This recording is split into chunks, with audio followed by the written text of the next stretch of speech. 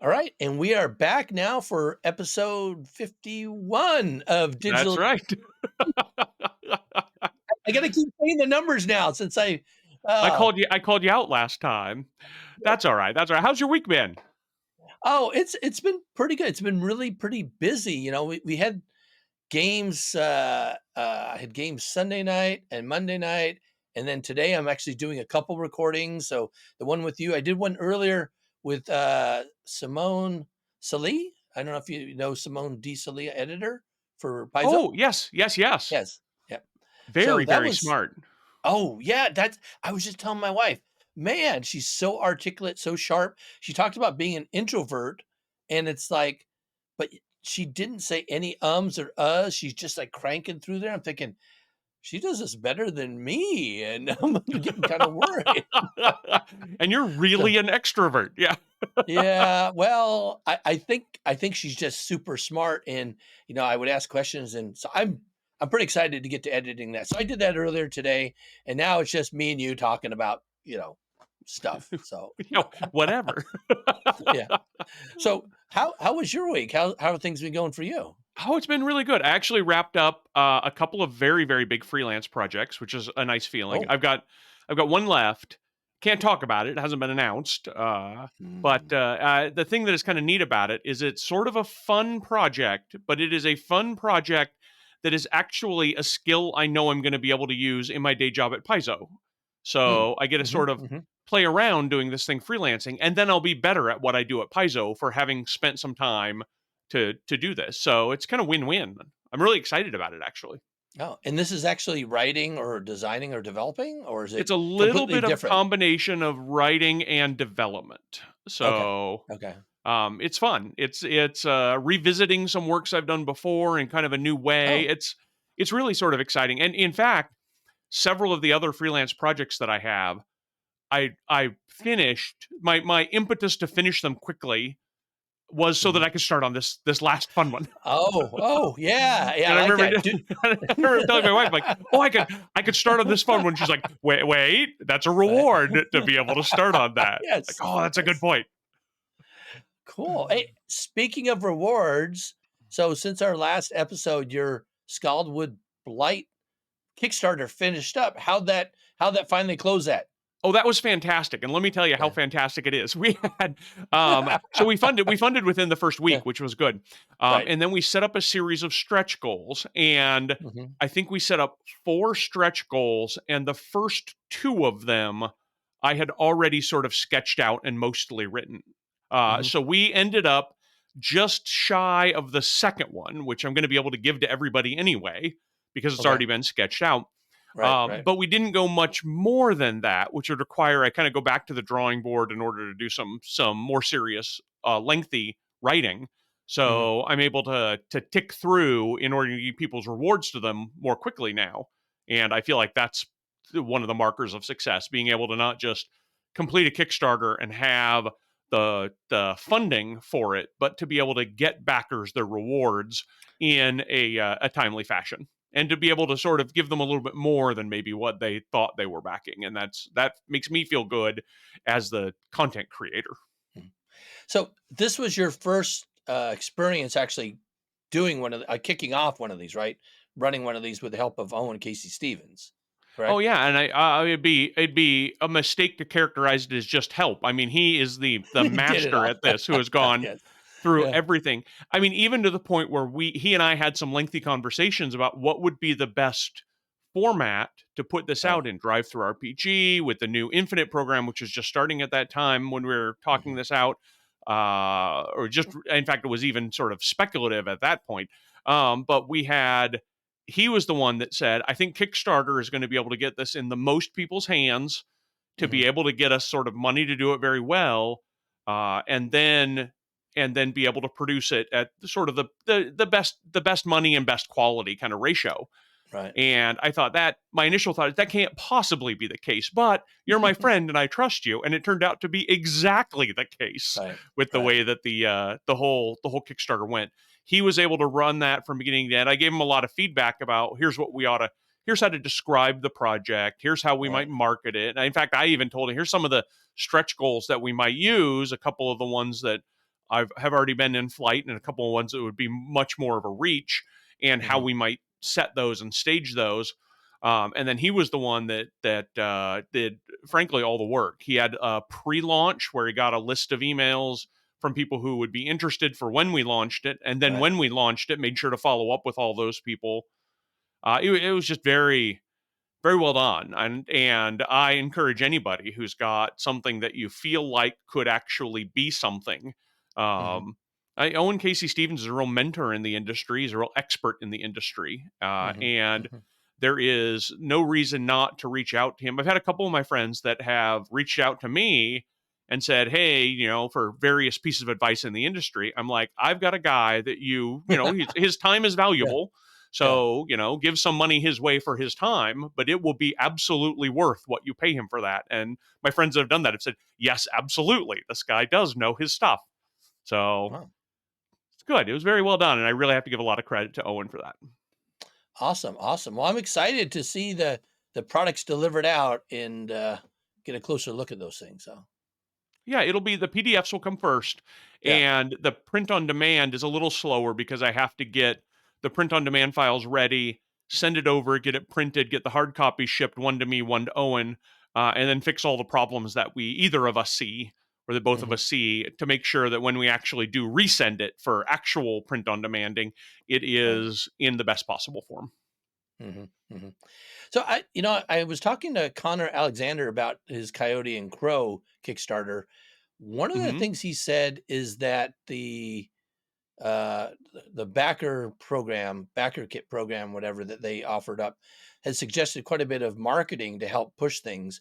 Did you do any marketing other than you and Owen posting things, No, social I think media? that we were kind of a smaller scale, Yeah, and I yeah. feel like Owen knew the right channels and Yeah. resources. He actually experimented with some types of marketing and some that did Hmm. work and some that didn't.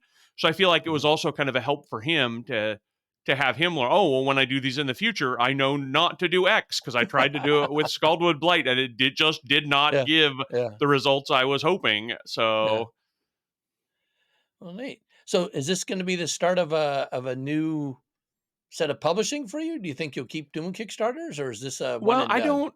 This was sort of everything kind of aligned at the right time for Yeah. this. It was a project that I'd worked on for my blog, as I've mentioned, in order to get kind of a design of an entire adventure path, and then putting the whole thing together in the right order with art, with maps, with full stat blocks, and all that is a lot of work to do for anything. But because I'd laid a lot of the groundwork by putting it all out on my blog, I don't Right. have another one of these ready to go, but frankly, if you keep an eye on my blog and I start doing, let's write an entire Starfinder Yeah. AP, you could probably guess that the end point of that is going to be another Kickstarter. All right. All right. Well, you could just write it and not even put it on a blog too. You don't have to do that part. Well, that's and that's the classic Kickstarter way, Yeah. right? Here is a product. Yeah. But there are a couple of options. Some of the things we've Yeah. talked about with that. One of the Yeah. stretch goals that we did not meet was a Pathfinder first edition version of this adventure Right. path. And I feel like that would be a lot of work for me mentally because it means relearning a lot of Mhm. an entire system that I've spent a lot of energy unlearning so that Right. it doesn't influence how I do Pathfinder second edition. Or even to the point where I've unlearned it pretty aggressively so that I can spot it when other people do it Yeah. in Yeah. Pathfinder second edition, and I'm Yeah. like, oh, no, we don't actually have, the we don't have an intimidate skill. Intimidation is the skill, for example, Mhm. right? So I've got to Mhm. have an eye out for that. Well, I have to go back exactly the other direction if I wanted to put, Right. intimidates and CMBs and CMDs and all kinds of stuff that I've sort of flushed away. I'd have to sort of rebuild in my mind. So So you were hoping not to make more money is what you were saying. well, no, I wouldn't go that far because if we got that far, then it would have been worth it for the money that Right. we got. It Right. may still be worth it for taking that effort and then doing that as a standalone Kickstarter. Maybe that's something I'm considering once I'm past the freelance plate Right. that I've got with products. All right. Well, good. I just wanted to kind of circle back to that since we talked about the start of it. Now we're kind of wrapping up the end of it, and it just happened a couple days ago, really. So Yep. Well, and I'm happy to talk to anybody who wants to reach out and say, "Hey, what do you think about doing a Kickstarter? What's your experience on that?" And I've got some thoughts I'm putting together that, in fact, I will blog about. But the Yeah. generally speaking, I mean, having the right partner and the right kind of product in mind all made it very smooth for me. And I mean, Yeah. now I'm digging in on some of the work of doing some editing passes and the like to get everything Right. cleaned up, which is going to take not an it's not immediate, but it's also not a very long period of time. I should probably have that finished by the next time we're here on Digital Divination, even. Nice. So Very good. All right. Well, last time we had indicated we were going to talk about a couple things, and we got sidetracked with this whole 50th episode retrospective. Um, as we do, yes.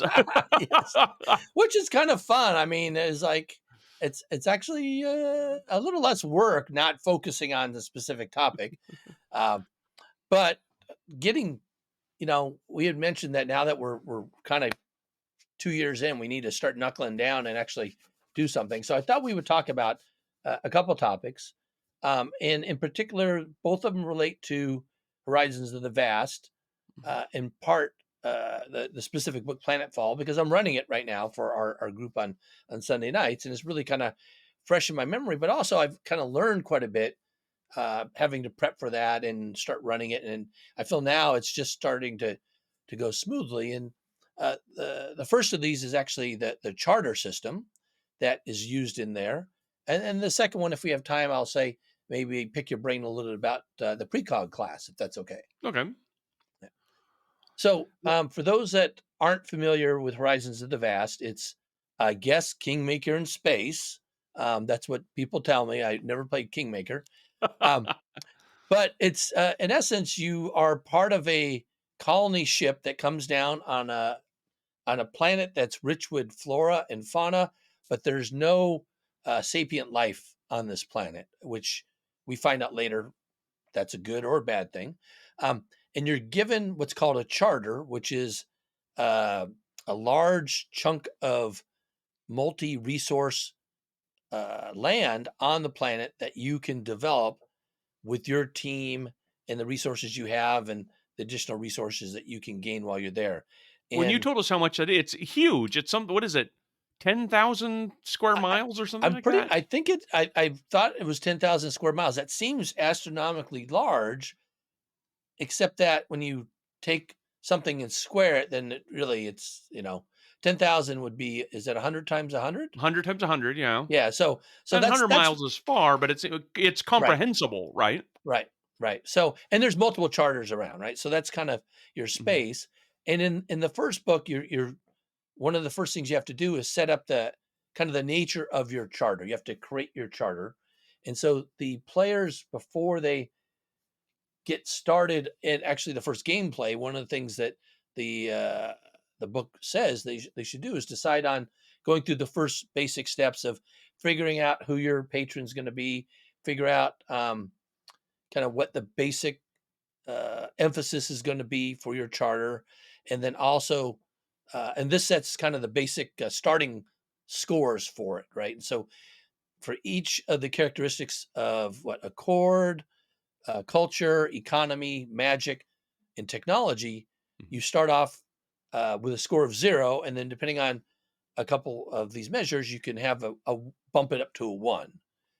And our particular group had decided on the kind of the what, exploration, Mhm. exploration Yep. focus, Yep. which basically gave them a 1 in everything except for magic, which our Or precog wasn't. excuse me, not exploration, expansion focused. That's what we are. Expansion, right? We're Expansion expansion. Yeah, right. focused, and then the Viscarium was the patron. I think is Yep. what Yep. the decision was. We're all Vesparium adjacent. I do want to clarify, Right. you don't end up with a 1 in everything unless you do that intentionally. That was a little bit of Oh, gaming the system on oh, my part. right, right. So you could You can have actually pile up and have, like, as much as 3 in or one, so in something. right? But it seems to me, having looked at the event system, which Hmm. is what dangers might befall your colony, or Right. excuse me, your charter. We intentionally avoid the use of the word colony. The fact that there aren't people there, there Yes. aren't intelligent indigenous life at all, is not only part of the plot; it's part of the intent to keep us away from a colonialist mindset. But Right. anyway, Right. in the charter, I realized that because that's based on your size, if you've got a minimum number, then Hmm. you mitigate a lot of the potential events. And so Right. my contribution was, hey, let's try to keep our numbers as spread as evenly as possible. And as Right. evenly as possible to start out with would be four ones and a zero. Right. Right. And the issue with events is every it's a colony turn every month, every 30 days, charter turn. I was saying Hmm. colony. Every charter turn, every 30 days, there's a percentage chance of an event. It starts at 15% and it increases by 15% each time that an event doesn't occur until an event occurs, and then it starts over again at 15%. So that's kind of how the system works for the events you're talking about, trying to mitigate by having a more balanced structure for your charter. Right? Right. And That ramps up a little more slowly. If I remember yeah, correctly in Kingmaker, it's a 25% chance. If it doesn't happen the next turn, it is a 75% chance. And it wow, stays wow, 75% until it happens. And it might be after three, it just you automatically get one. I don't right, remember the details, but it was a much bigger jump that it ended up with yeah, events happening a lot more often, it felt like. yeah. And so this is a little bit slower, and Right. maybe because it gives you more of a chance to explore and build things up. I'm not quite sure. So that's kind of the basic colony setup, that you have to kind of pick these things and figure out what your basic starting score is going to be. And then the last step is establishing a settlement. And you're kind of given three areas that you've scanned your charter that are optimal. One of them is in the mountains that has good resources. One of them is kind of in the woods that has some resources, and then one of them is at the edge of a lake.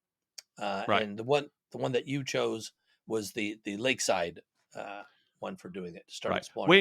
Way not recommended. Not that was the least ideal of the three because it lets you build resources in water, but you can't get into the water unless your party happens to be amphibious or you've got some water going vehicle, which is difficult to afford when you're Right, only level one. So we have right, this right, right. opportunity right next to us that we can't take advantage of right now. Right, and part of that is not understanding not knowing all the mechanics all the way through uh, at the beginning, right? So you're just setting your charter, not realizing some of the other steps that you had to go through in order to develop things. And one of them being, in order to go into water, you have to have a swim speed or some Right. other way to. And yes, no Kalo in your party. So that, Quite the opposite, you might yes, say, when we've got a robot person and a mushroom yeah, person and a swarm yeah. person. Yes, a lot of unusual. I think that makes it kind of neat in that regard. So and so that was kind of the basics that we set up the first our first session, and then our second session is when we actually got to exploration, and this is the part that took me a little bit more to figure out how to do. And so once I did, I printed up a kind of a more condensed guide and made a copy for myself and a copy for the players, um, based on the minimum speed. I should say this right. Based on the slowest person in your party, Mhm. it determines how many activities a day that you can engage in. And for our particular party, we had one person whose speed was under 30. So that made the maximum number of activities that you could engage in a day was one. Right. Unless you had a vehicle, which that's kind of the plan down the road, is to eventually get a vehicle. And as long as it goes over 20 miles an hour, you can actually engage in six. So it's kind of speeds up as you develop a little bit more. But Well, the that's been really interesting because what it does is yeah, it sets up a situation where we initially explore very slowly and, "Oh, we yes, wanna get over to here, it's only 2 hexes away," but it's gonna take us, like, 7 days to get there and then fully explore it, and then we gotta think about getting back. So we haven't yes, ventured very far from our right, settlement, and I think that actually works really well from both a narrative perspective yep, and a system learning perspective, right? Because hmm we're all hmm very okay. Well, if we go here, we here, and we've got to make sure we can make it back by day 30 so that we can do the downtime right, that we need to do in order to run the charter. The And I feel like once we get a vehicle, things are going to be going much quicker, which is okay because at that point we want to leapfrog places we've already Right. explored in order to get Right. past them and not waste a lot of days doing so. Hmm. Hmm.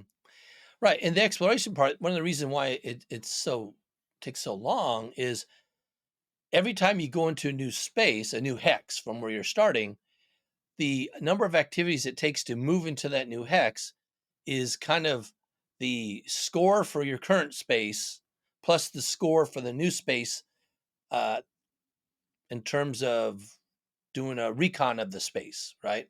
And Right. so, like, you all started in a plane space, which is a one. Aquatic planes and urban spaces are all ones. But then I think you went to a forest space next, right? Right. And that's Yeah. 3. And Right. so trying to go from plains, which is 1, to a forest, which is 3, takes 4 for exploration activities, which Right. is 4 separate days for us. So it's okay, we're Right. going to go here into that forest. All right, well, that's going to take 4 days to do it. Then we want to look around the forest. Well, that's going to take Right. another 3 days. That's the score of Right. the forest. Right. So then we can do so very carefully or thoroughly in order to try to Right. get that number down for future moving through it purposes. Right. But I feel like the actual exploration has been very, very time consuming Right. because we're sort of on foot, and I can kind of picture us kind of hacking through a forest with machetes Yes. in hand, Right. trying to find. Well, we made 2 miles today, everyone, and we think that feels pretty good. Right. And the hexes themselves are supposed to be 12 miles across. So, Right, right. and so you can imagine now, going across the plane, I guess if you're really exploring it and searching it carefully, I guess it would take a long time, but Yeah, because there's just 12. a lot to see. Nothing, Right.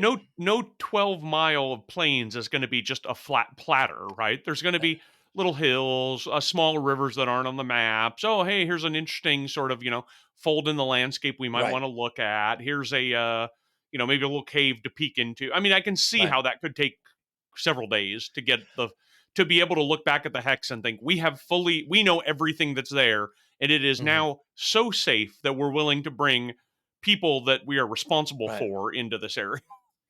Right. And in fact, one of the things that you have to do is if there's any dangerous creatures or things there, you have to clear them out. And so there's a random chance, depending on how carefully or uh, that you've done your recon, that something might be there that you have to encounter and take care of.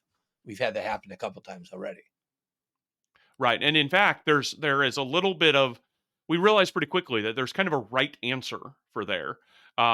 You can explore something thoroughly, which reduces its number by 1. It's sort of the value of the activities in it by 1, but not below 1. And but that makes it more likely that you'll have Yes. a random encounter. So you Right. actually are incentivized to do that because you want to lower the number. But there's a risk, and the risk is a greater likelihood of running into danger. If the number of the hex is already 1, if it's planes, you can't lower it anyway. Don't do that. Don't be Right. thorough when the number's Right. already 1. And so we Hmm. are very carefully, trying to knock down or look past every single piece of undergrowth and brush we find in the forest. But on the plains, we're like, you know what? I looked over there. You looked at. We're good. Let's move on. Right. Right. And but by reducing it by one, basically that decreases the time to transit back when you have to go back to the settlement for your charter turn activities.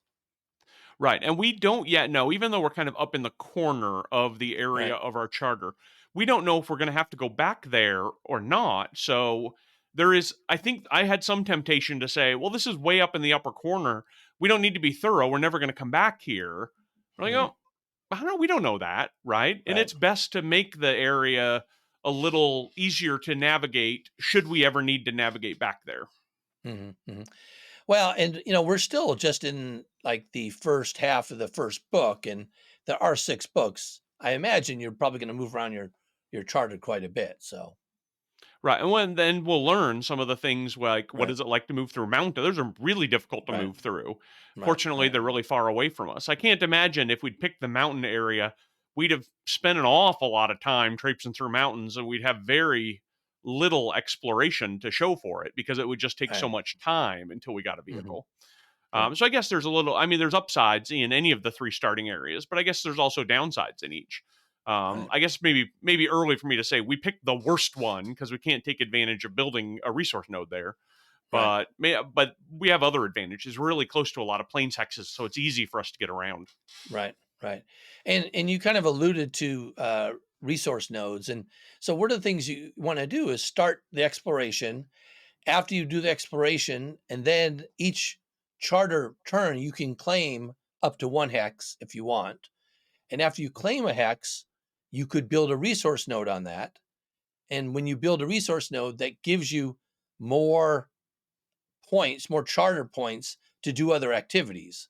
Right. And so that's kind of like the whole goal of this charter building system is to get us enough resources to start making projects of substance for your particular settlement, and maybe even eventually build new settlements as well.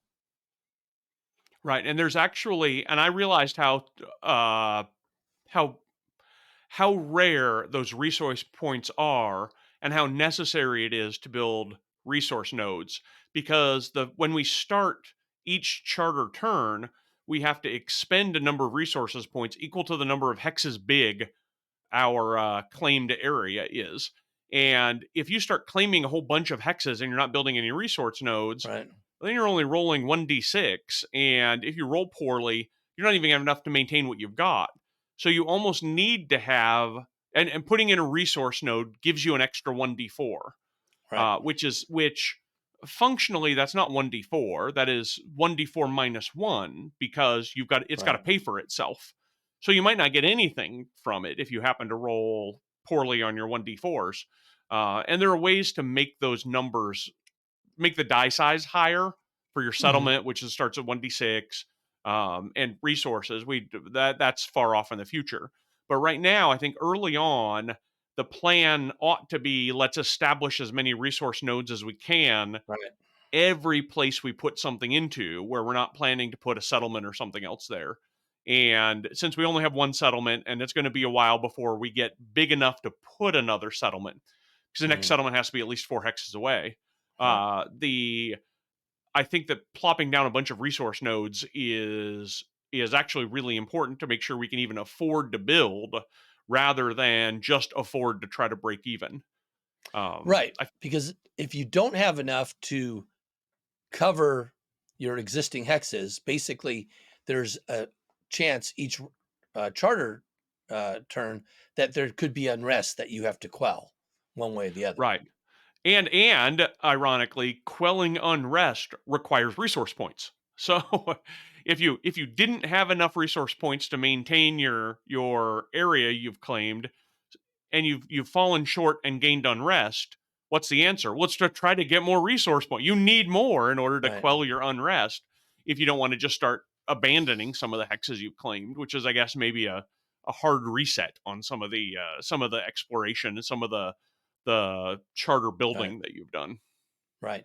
And eventually, once you get enough resources and you are able to pay for everything fine, then you're starting to build other structures and other things that give you additional bonuses for activities that you can engage in, and things like that. So Right. And I took a look at this because the chart shows what you need to have as a minimum in your right. scores before you can build a thing, how many resource points it takes to build it, and what you get out of it when you build it. Right. And there are a couple of things that are sort of the that seem to me the obvious low-hanging fruit. It is Yeah. important to get 6 resource points and build a school because a Hmm. school adds to two different it adds a plus 1 to two different of your 5 scores. And there are a Hmm. few things like that, a waste management system, some things that are kind of cheap, don't require a lot of having a lot of points in your scores in the first place, Right. and then gives you points to multiple scores. Now that Hmm. said, there then are some things to build toward, and I'm not shy about telling you, my mini game in this is to get a space elevator. Yes. I want to get Yes. so that we get as soon as we get a space elevator, that's when I'll be like, done. But there are a lot of things that make running the whole charter easier. I don't recall it's improved serving, something that lets you Okay. take it lets you claim 2 hexes a turn instead of Oh, right, 1 if you right, wanted right, to. right.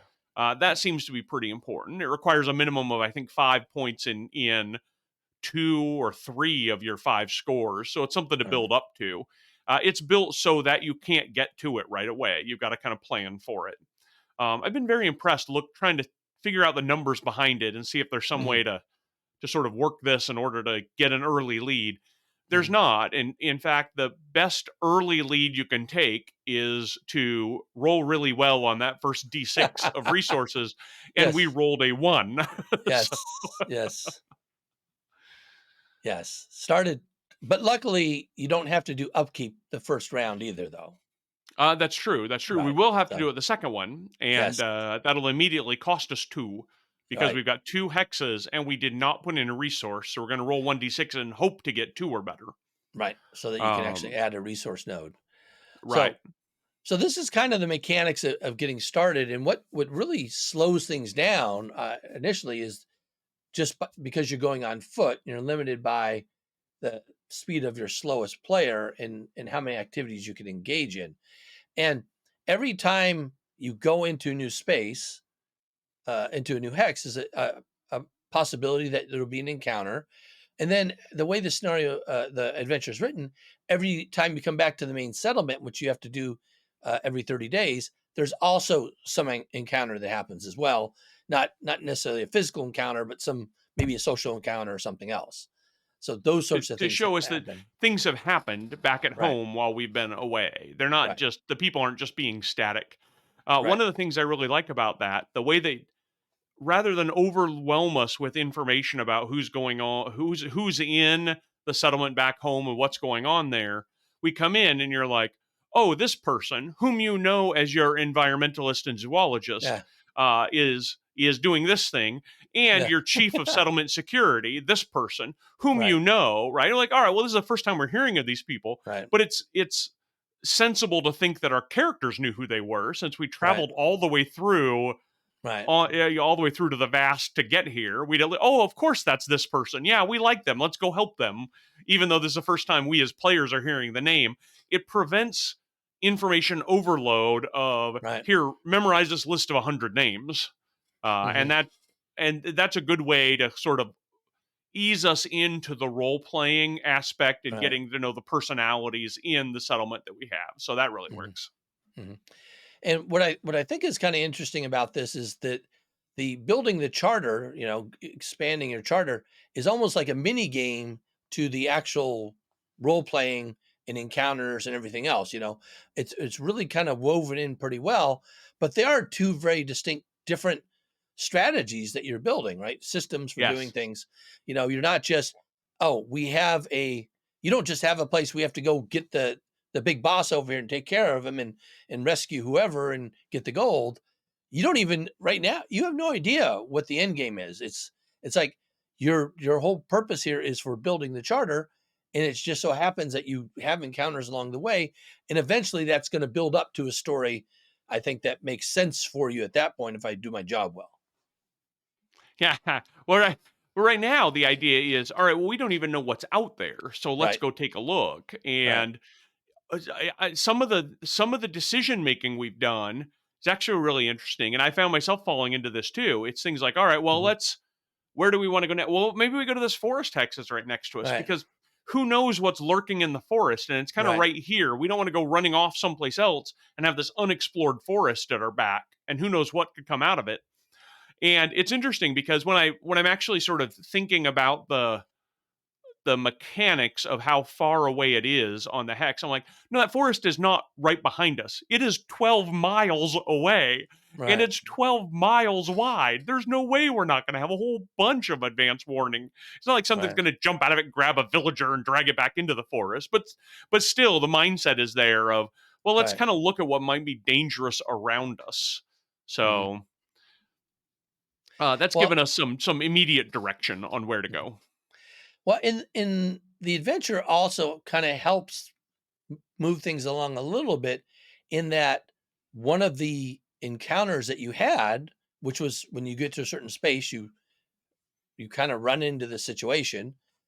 There was actually a resource there at the end that you are able to easily convert into now what looks like for our next session some vehicles to speed up the Right. process. Right, because it's So something we found something really valuable, and it's a real testament to the style of the campaign that we didn't immediately think, "Oh, we've got something we can turn into a bunch of credits. What can we all right, buy?" It's, right, "All right, we found something. How much can we afford vehicle-wise to make our exploration a little bit easier?" right, Right? That I right, mean, that's right. that's the equivalent in like the Pathfinder way of, "Oh, we found a treasure chest full of gold coins. What's the biggest torches we can buy with it?" Because we want to be able to see when we go back Good. into the dungeon, right? Right. So I thought that was good, and then everybody starting to look at different vehicles, and oh wait, we got water. Should we get an aquatic vehicle, a submersible, or something else? So I think that worked. That worked kind of neat. Now was that something that you wrote in? I'm kind of curious about that particular aspect of it. Oh no, I don't. I no, I had no specifics about the charter system. I hadn't helped Yeah. with any of the play. I knew there were play tests going on in the office with Right. that, but I wasn't involved in any of those. It wasn't even really done by the time I turned in my adventure, because knowing that I mean, Horizons of the Vast is 6 volumes long Right. bi-monthly, so it's a full year from when I turned in volume 1 to when volume 6, I assume, must have been turned in, and having so that gave the developers and the designers a little more time to Right. sort of polish up the charter system, even though I'd already written a lot of the stuff for it and Right. the Right. adventure stuff that happens. So no, it absolutely wasn't. It never did it cross my mind. Oh, I'd better put in a bunch of credits so that people can buy vehicles in order to go Right. fast. I didn't even know that was a rule. Right. Okay. That's It's what a I was very wondering. it's a very Yeah. sensible one, as it turns out. Yes. Yes. Um, but that's led us to our thinking of, okay, well, how can we go further? What can we do? This is for the charter turn and building stuff up and making sure that it's safe behind you. I'm one of the things that I expect I am likely to sort of try to suggest for the group. I think I'll likely get voted down. Is the next time we do a charter turn, I Yeah. mean, let's hang around, right? Let's kind of Mm. fast forward 30 days where we don't leave, and let's do 2 charter turns in a row really quick, right? That'll get us sort of Oh, yeah. grounded a little bit better. Right, right, We've explored enough, and we've explored enough nearby that we can grab a couple more hexes, claim them as part of as extensions of our settlement, part of our charter, and then build resource nodes there. There were some time when I was running Kingmaker, there were some sessions we'd get together where if we were going to get together and play for 4 hours, we'd spend 2.5 of those hours doing a couple of successive kingdom turns, mhm, because we'd mhm, be like, oh, well, the players would be like, oh, we're just on the cusp of being able to afford to upgrade our temple to a cathedral in our right, main city.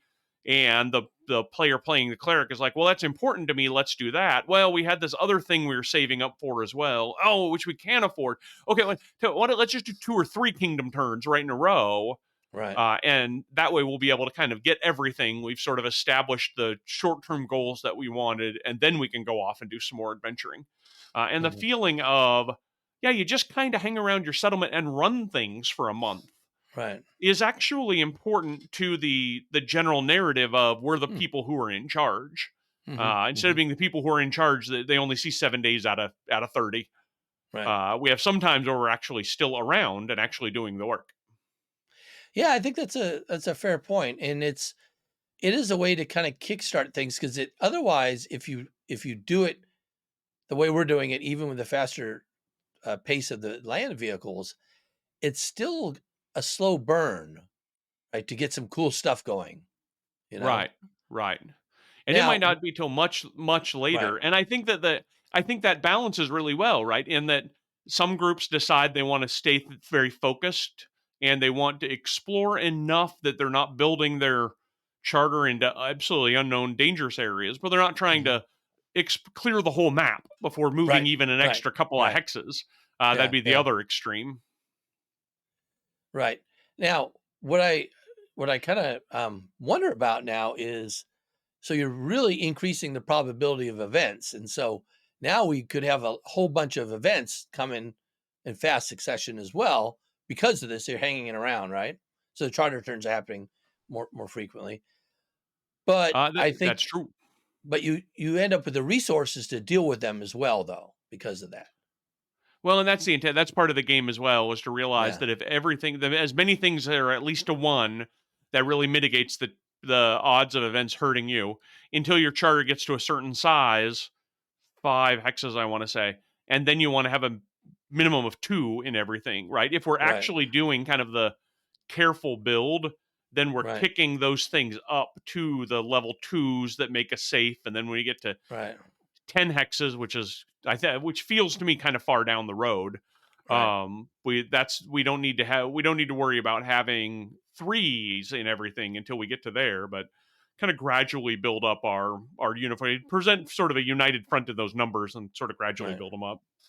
Tempted though I am to just gun for magic and technology so we can get a space elevator.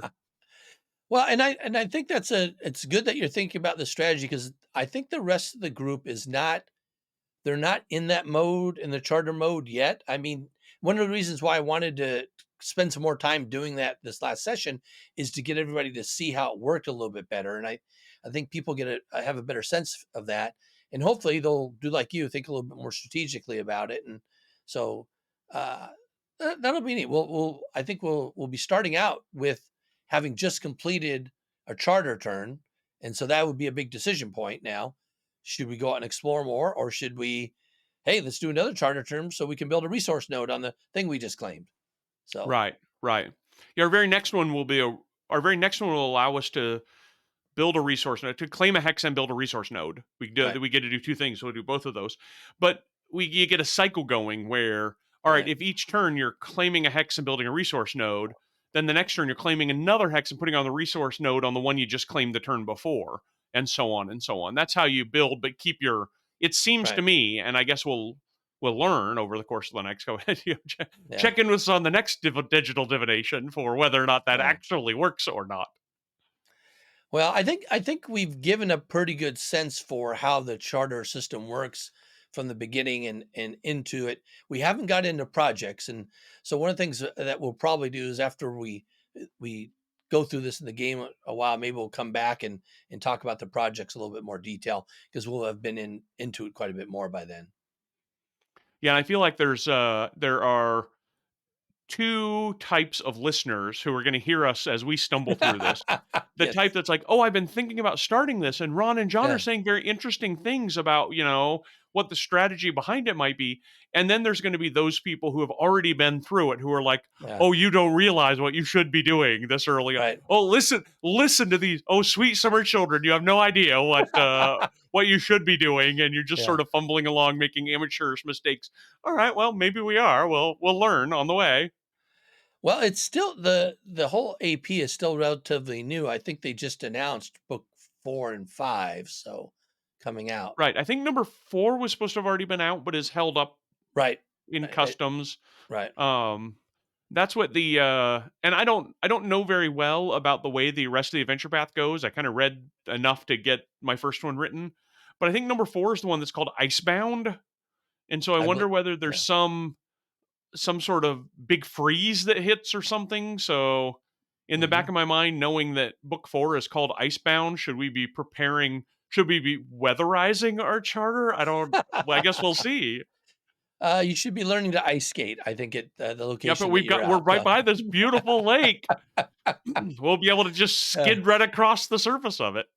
yeah, what I don't know, not having access to those books, is how far your charter expands from the starting point here. Like, where, because this is not the whole thing, I don't think. I think you can go other No, and places beyond. I think they've actually given us a hint in what we've Yeah, already seen because we've got a map that has four right. sides on it. Two of the sides are very clearly marked with darkened boxes as though do not go this way Yes. yet. That lets me think we're going to go that way at some point. We're just not able to do so now. Right, right, right, right. Well, I think we don't have enough time to talk about the precog, and I should have guessed that in advance. I didn't know. Well, no, Um, that means we're establishing a promise of content for next time. This is okay, so unlike us, John. I know, I know. Well, I think the precog, and one of the things I'll say, in our Devastation Arc game, I am starting to get a handle on my Vanguard, the upper level abilities with it. Now that we're hitting level 14, I think Mhm. that's something I want to talk about a little bit more because I've played Vanguards in the past up to relatively high level, and now we're getting to some uncharted territory. And I think there's some cool and interesting things you can do at that level. And the importance of the Vanguard to the overall party is not to be underestimated with all the damage that goes flying around at that higher level. I think that is true. We will I Yeah. guess then we're gonna promise 2 subjects coming up, precogs Yes. and high level vanguards. Let's do it. Yes. I think that's what we're looking to do. All right. Well, I'm John. And I'm Ron, and this is Digital Divination.